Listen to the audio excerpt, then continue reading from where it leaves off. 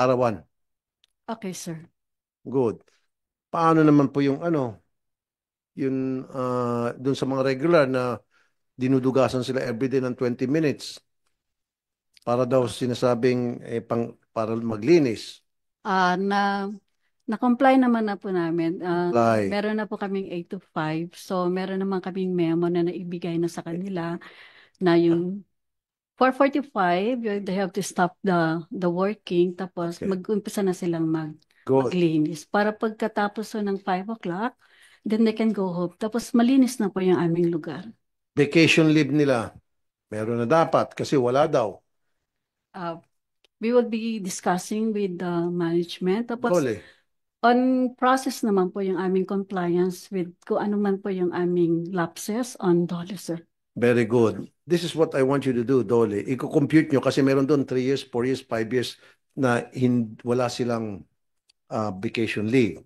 Di ba yung vacation leave, pag hindi mo nagamit yon, convertible to cash yun. So, computein nyo kung ilan sa kanila ang hindi nabigyan ng vacation leave, kung ilan taon, yun yung makukuha ng mga empleyado. That's what I want to happen.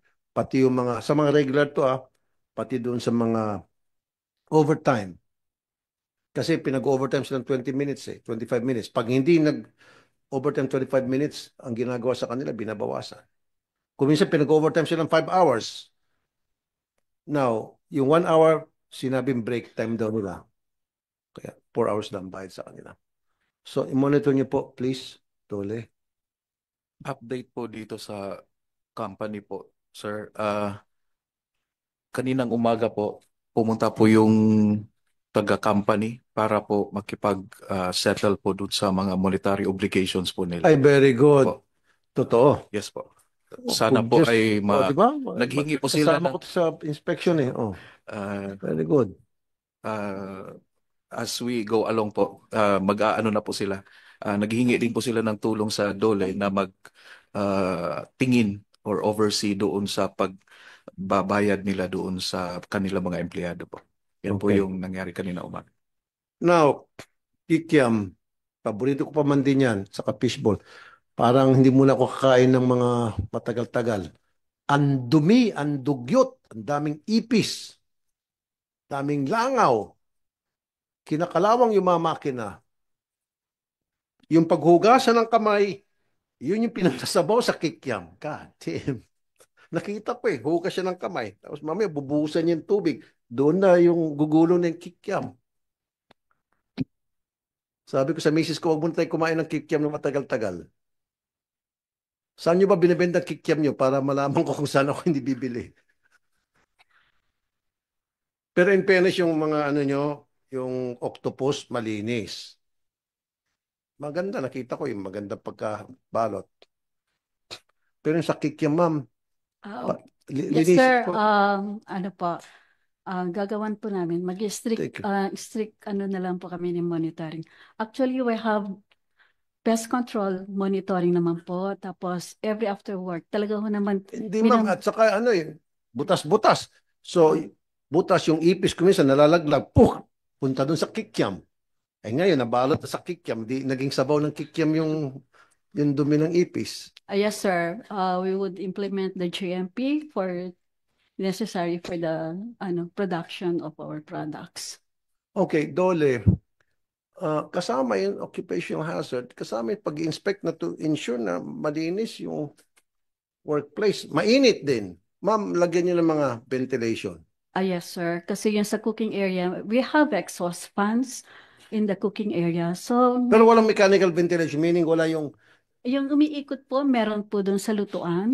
wala po ako napansin. Kaya di ba, Ah, pawis na pawis ako. meron po siya yung sa mga lutuan po namin. Bakit We po have wala, hindi ko exhaust fans naramdaman. po. Mainit po. Mechanical ventilation, ibig Yes. sabihin yung malaking electric fan. Yes, sir. We will, dagdagan na lang po namin, sir. Damihan niyo po kasi Dadamihan po namin. sobrang init. Yes, sir. Ayan, Tapos what? po naman yung mga O tao yan. naman doon, yung sa mga Siyempre, cooking. naturog yung langaw yan na napalaman din sa kikiam. Hindi Fish. naman po. Ang Ah, dami niyan.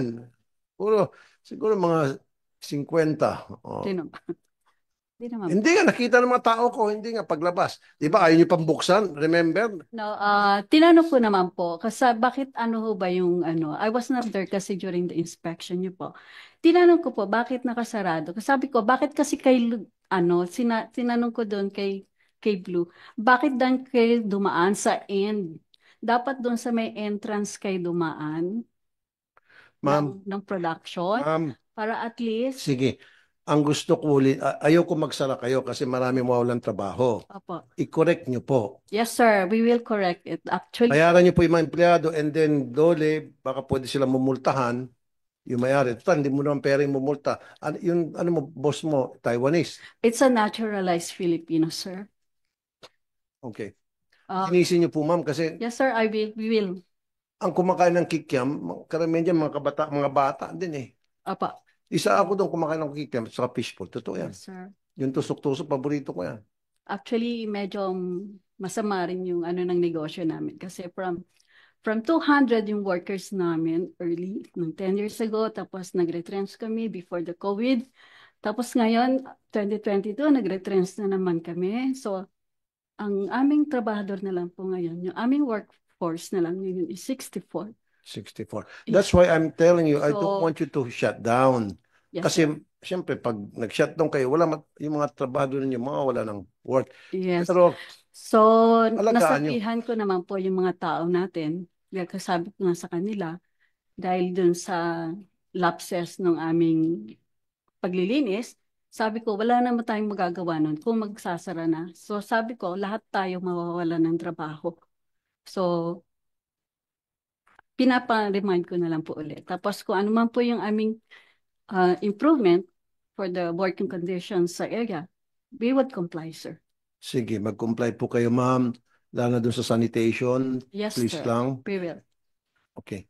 And then, dole, inspection ninyo. Do an inspection regularly para ma-ensure na hindi lamang yung mga manggagawa natin ang malalagay sa maayos yung kanilang kalagayan, kundi yung kalagayan ng mga customer nila, consumer. Very unhealthy.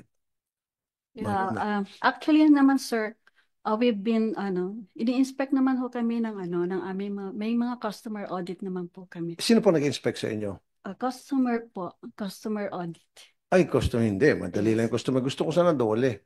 May nag-inspect ba na dole? Unfortunately, none. Nan. Gaano katagal na walang inspection na dole?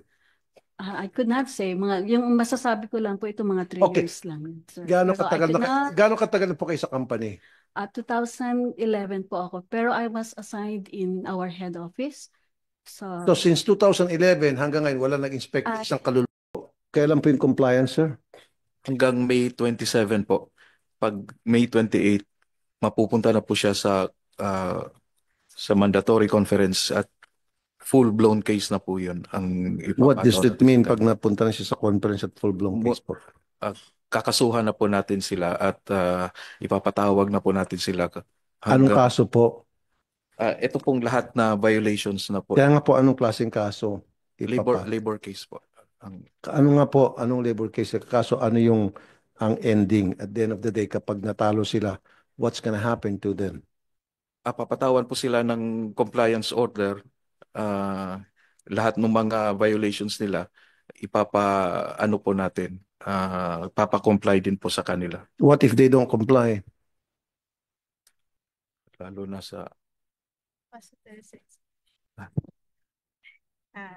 Mr. Chair, Matigas sila kasi Mercury Drugstore daw eh. if Subsidiary ng Mercury Drugstore, syempre makoneksyon niya. opo, Paano kung hindi kayo pinansin? in the compliance order, doon po natin ipapataw lahat ng mga unpaid wage related benefits, at kung ayaw nila pa rin magbayad, meron po tayong tinatawag na execution proceedings.